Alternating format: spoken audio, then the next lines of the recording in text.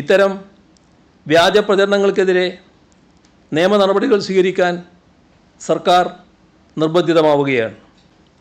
ഇവിടെയാകട്ടെ ബഹുമാനപ്പെട്ട ഹൈക്കോടതിയുടെ വിധിന്യായത്തെയാണ് ദുർവ്യാഖ്യാനം ചെയ്തത്. ഇൻ്റർഫിയറൻസ് ഓഫ് അഡ്മിനിസ്ട്രേറ്റീവ് ജസ്റ്റിസ് ആണ് നടത്തിയിരിക്കുന്നത്. അതുകൂടി കണക്കിലെടുത്തുള്ള നിയമ നടപടികൾ ആലോചിക്കേണ്ട സാഹചര്യമാണ് വന്നിരിക്കുന്നത്. കേരളത്തിലെ മാധ്യമങ്ങൾ എവിടെ നിൽക്കുന്നു? കേരളത്തിലെ മാധ്യമങ്ങളുടെ നിലപാട് എന്താണ്?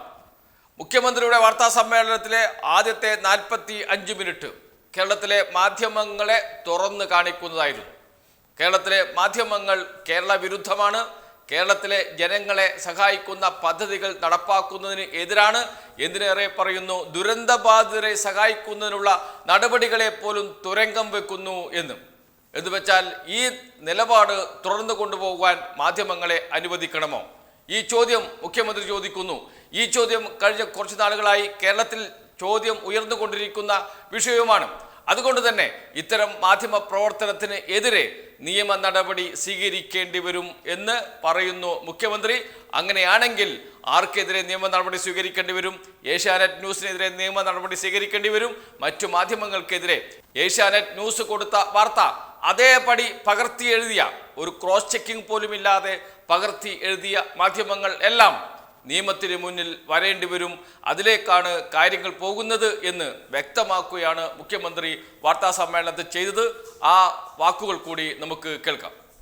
ഇതെല്ലാം പരിഗണിച്ചു വേണം മെമ്മോറാണ്ടത്തിലെ ഓരോ വരിയും തയ്യാറാക്കാൻ.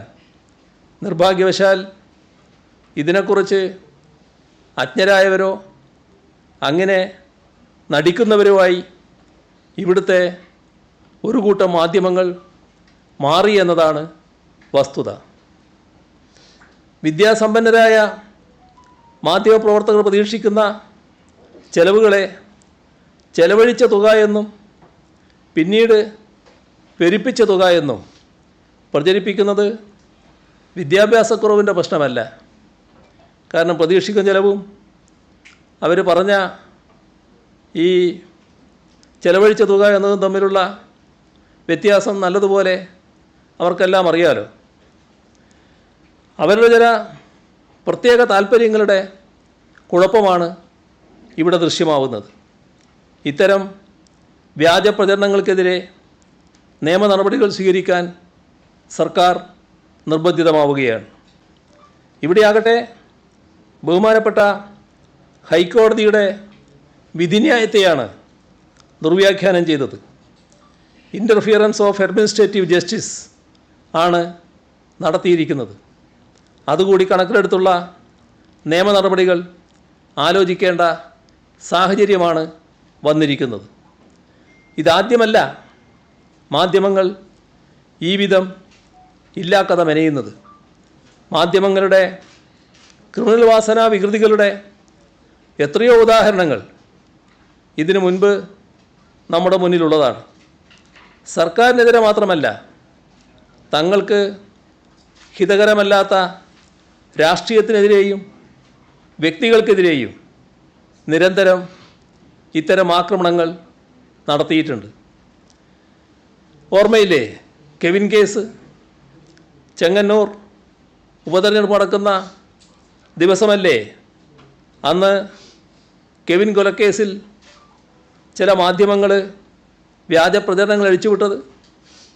നടന്നത് ദുരഭിമാനക്കൊലയാണെന്ന് വ്യക്തമായി അറിഞ്ഞിട്ടും സംഭവവുമായി യാതൊരു ബന്ധവുമില്ലാത്ത DYFIയെ പ്രതിസ്ഥാനത്ത് പ്രതിഷ്ഠിക്കാനായിരുന്നല്ലോ ഒരു വിഭാഗം മാധ്യമങ്ങൾ വല്ലാതെ വ്യഗ്രത കാട്ടിയത്. തെരഞ്ഞെടുപ്പ് ദിവസം പോളിംഗ് കഴിയുന്നതുവരെയും DYFIയെ ആക്രമിക്കാനായിരുന്നു ഇത്തരം ചാനലുകൾക്ക് അമിതമായ താല്പര്യം.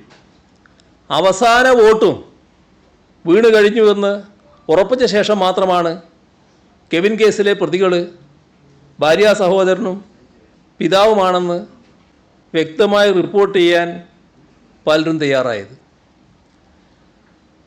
ഓർമ്മയില്ലേ ഓമനക്കുട്ടൻ്റെ കഥ? അത്ര പെട്ടെന്ന് മറക്കാൻ കഴിയുന്ന ഒന്നല്ലാലോ അത്. പ്രളയ സമയത്ത് ചേർത്തലക്കാരൻ ഓമനക്കുട്ടനെ ഏത് രീതിയിലായിരുന്നു ക്രൂശിച്ചിരുന്നത്? ആലപ്പുഴ ജില്ലയിലെ ദുരിതാശ്വാസ ക്യാമ്പിലേക്ക് അവശ്യ സാധനങ്ങളുമായി വന്ന ഓട്ടോക്ക് വണ്ടിക്കൂലി കൊടുക്കാൻ പണമില്ല. അതുകൊണ്ട് ക്യാമ്പിലുള്ള ജലറോഡ് 70 രൂപ ഈ ഓമനക്കുട്ടൻ പിരിച്ചു. ആ ഓമനക്കുട്ടൻ CPIM-ൻ്റെ പ്രാദേശിക നേതാവ്. അദ്ദേഹത്തെ ഏത് വിധേനയാണ് കൈകാര്യം ചെയ്യുന്നതെന്ന് മാധ്യമങ്ങൾ തന്നെ സ്വയം ആലോചിച്ച് നോക്കിയാൽ മതി. ദുരിതാശ്വാസ ക്യാമ്പിലെ വട്ടിപ്പിരിവുകാരനായല്ലേ അദ്ദേഹത്തെ ചിത്രീകരിച്ചത്? വയനാട്ടിലെ രാഹുൽ ഗാന്ധിയുടെ ഓഫീസിലെ ഗാന്ധി ചിത്രം SFIക്കാർ തകർത്തു എന്തായിരുന്നില്ലേ കുറേ ദിവസം കുറേ മാധ്യമങ്ങൾ ബോധപൂർവം പ്രചരിപ്പിച്ചത്?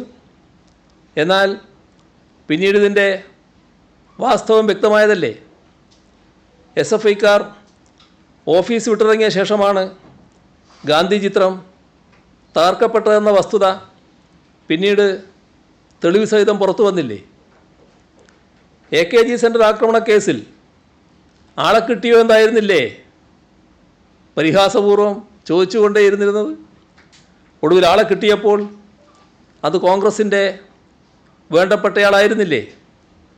കൂടാതെ ഈയിടെ പിടിയിലായ ഈ കേസിലെ മുഖ്യ ആസൂത്രകനും KPCC പ്രസിഡൻറ്റിൻ്റെ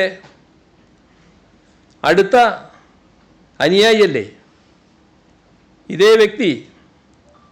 നേരത്തെ കണ്ണൂർ തിരുവനന്തപുരം വിമാനത്തിലുണ്ടായ ആക്രമണ ശ്രമത്തിൽ അന്ന് വിമാനത്തിലുണ്ടാവുകയും അതിൻ്റെ ആസൂത്രണമടക്കം നടത്തുകയും ചെയ്തുവെന്ന് പിന്നീട് പുറത്തു വരികയും ചെയ്തില്ലേ. ന്യൂയോർക്കിലെ ലോ കേരള സഭ മേഖലാ സമ്മേളനം, അതിനെപ്പറ്റി എങ്ങനെയായിരുന്നു വാർത്ത?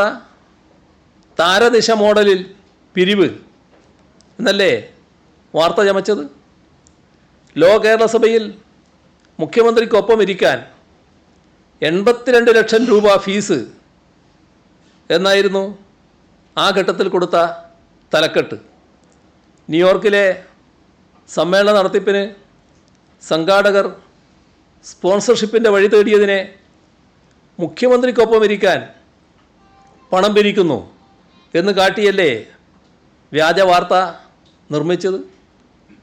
ഇത്തരം കാര്യത്തിലൊന്നും ഒരു ലജ്ജയില്ലാലോ. ഇങ്ങനത്തെ ഒരു വാർത്ത പൊളിഞ്ഞാൽ അടുത്ത വാർത്ത മെനയുന്നതിന് ഒരു ലജ്ജയുമില്ലാലോ.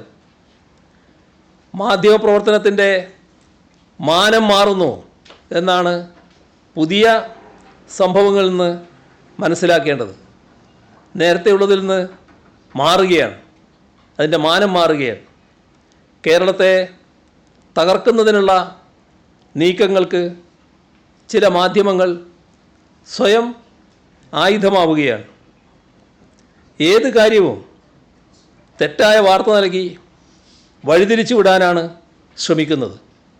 സ്വീകരിക്കാൻ പാടില്ലാത്ത ഈ നില ജനങ്ങൾ സജീവമായി ചർച്ച ചെയ്യേണ്ടതുണ്ട്. എന്തുകൊണ്ടാണ് ഇത്രയും കാര്യങ്ങൾ വിശദീകരിക്കാൻ തയ്യാറാകേണ്ടി വന്നത്?